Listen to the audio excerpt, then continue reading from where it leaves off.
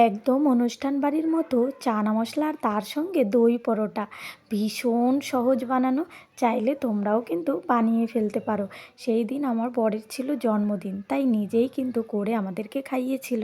তাই রেসিপিটা আমিও তোমাদেরকে শেয়ার করলাম। তো প্রথমে দেখো, দই পরোটা করার জন্য এক বাটি দই ফেটিয়ে রাখা হয়েছে, তার মধ্যে 3 চামচের মতো সাদা তেল আর 3 চামচের মতো চিনি দিয়ে এটাকে ভালো করে মিক্স করে রেখে দেওয়া হয়েছে।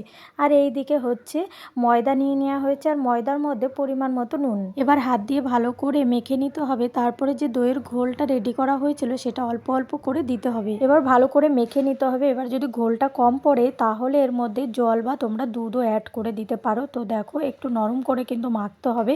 এবার ডোটা আমাদের রেডি হয়ে গেছে। এবার এর উপর দিয়ে সাদা তেল মাখিয়ে এটা সাইড করে রেখে দাও। এবার আর একটা ছোট বাটি নিয়ে নেওয়া হয়েছে, এর মধ্যে 4 থেকে 5 চামচের মতো সাদা তেল নিয়ে নেওয়া হয়েছে, আর এর মধ্যে 3-4 চামচের মতো কর্নফ্লাওয়ার দিয়ে বেশ ভালো করে মেখে এটাও সাইড করে রেখে দিতে হবে। এবার চানা মশলাটা রেডি করা যাক। তো দেখো, চানা মশলা করার জন্য সরিষার তেল দিয়ে দেওয়া হয়েছে, আর হচ্ছে ওর মধ্যে জিরে ফোড়ন আর 4টে শুকনো লঙ্কা দিয়ে দেওয়া হলো।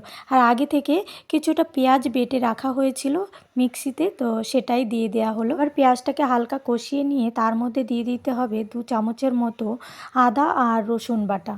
এবার এই দুটোকেও ভালো করে নেড়ে চেড়ে হালকা কষিয়ে নিতে হবে। তারপরে এর মধ্যে হলুদ অ্যাড করে দিতে হবে 1 চামচের মতো, আর দেয়া হলো 2 চামচের মতো কাশ্মীরি লঙ্কার গুঁড়ো দিয়ে সামান্য জল দিয়ে ভালো করে মশলাটাকে কষিয়ে নিতে হবে। তারপরে এর মধ্যে দিয়ে দিতে হবে 1 চামচের মতো জিরে ধনের গুঁড়ো, আর তারপরে এই মশলাটাকেও ভালো করে কষিয়ে নিয়ে আবার এর মধ্যে দিয়ে দিতে হবে একটা টমেটোটাকে দিয়ে একটু সামান্য জল দিয়ে এবার ভালো করে টমেটোটাকেও কষিয়ে নিতে হবে। টমেটোটা সিদ্ধ হয়ে গেলে নেড়ে চেড়ে দেখবে বেশ ভালো করে এইরকম যখন তেল ছেড়ে যাবে তখন এর মধ্যে দিয়ে দিতে হবে আগে থেকে সিদ্ধ করে রাখা হচ্ছে চানা মশলা। তার মধ্যে আলু অ্যাড করে দেওয়া হয়েছিল একটা, আর চানা মশলাটা সিদ্ধ করা হয়েছিল হচ্ছে তেজপাতা, 2টো লবঙ্গ আর হচ্ছে তোমার একটুখানি হলুদ দিয়ে। এবার এটাকেও ভালো করে নেড়ে চেড়ে একটু ফুটিয়ে এর মধ্যে 2 চামচের মতো টক দই ফেটিয়ে রাখা দিয়ে দিতে হবে, আর তারপর এর মধ্যে দিয়ে দিতে হবে কিছুটা পরিমাণে টমেটো সস আর 1 চামচের মতো হচ্ছে চানা মশলা দিয়ে ভালো করে নেড়ে চেড়ে নিতে হবে। এবার যদি এখানে জলের পরিমাণটা কম লাগে তখন একটু সামান্য পরিমাণে জল অ্যাড করে দিতে হবে, আর এখানে দিয়ে দিতে হবে 1 চামচের মতো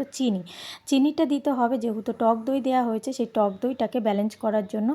আর তারপরে দিয়ে দিতে হবে 2 চামচের মতো বিট নুন, আর দিতে হবে সামান্য গরম মশলা। তারপরে কিছুটা পরিমাণে কসুরি মেথি ছড়িয়ে দিয়ে এর মধ্যে 1 চামচের মতো ঘি অ্যাড করে দাও, আর সবার শেষে কিছুটা পরিমাণে ধনেপাতা কুচি দিয়ে বেশ রেডি হয়ে গেল কিন্তু অনুষ্ঠান বাড়ির মতো চানা মশলা। সত্যি বলছি, খেতে একদম দুর্দান্ত হয়েছিল। একদম মনে হবে যেন অনুষ্ঠান বাড়িতেই যেন খাচ্ছি। ময়দাটা যে মেখে রাখা হয়েছিল সেই ময়দাটাকে দেখো আমার বর আর একবার মেখে নিল, মেখে তারপরে বেলনের সাহায্যে খুব সুন্দর করে বেলে নিল, আর তারপরে যে বাটিতে তেল আর কর্নফ্লাওয়ার দিয়ে ওটাকে গুলে রেখেছিল সেটা অল্প করে দিয়ে বেশ ভালো করে মাখিয়ে নিতে হবে, আর সামান্য পরিমাণে ময়দার উপরে ছড়িয়ে দিয়ে একটা ছুরির সাহায্যে এইভাবে কেটে নিতে হবে একটার পরে একটা, এইভাবে সুন্দর করে সাজিয়ে প্রত্যেকটা এইভাবে কিন্তু একটা ডো করে নিতে হবে। এভাবে কিন্তু প্রত্যেকটা বেলে সুন্দর ডো করা কমপ্লিট হয়ে গেছে। কেমন হয়েছে খেতে চানা মশলাটা?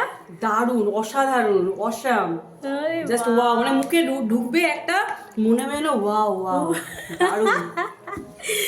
যা কম পেয়েছো তাহলে, বুঝতে পেরেছো?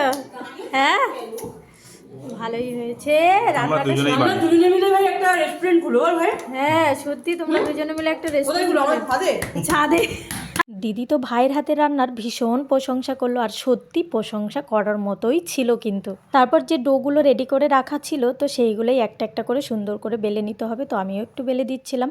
তারপরে এদিকে একটা গরম তাওয়া বসিয়ে দিয়ে এপিট ওপিট ভালো করে ছেঁকে নিতে হবে। তারপর অল্প অল্প তেল দিয়ে এইভাবে দেখো চেপে চেপে খুব সুন্দর ফুলে উঠেছে, আর কালারটাও কিন্তু অসাধারণ এসেছে। আর হাতের সাহায্যে এইভাবে চেপে দেখো প্রত্যেকটা লেয়ার কত সুন্দর ফুলেছে, দারুণ হয়েছিল। তো তোমাদের কেমন লাগলো জানিও। টাটা।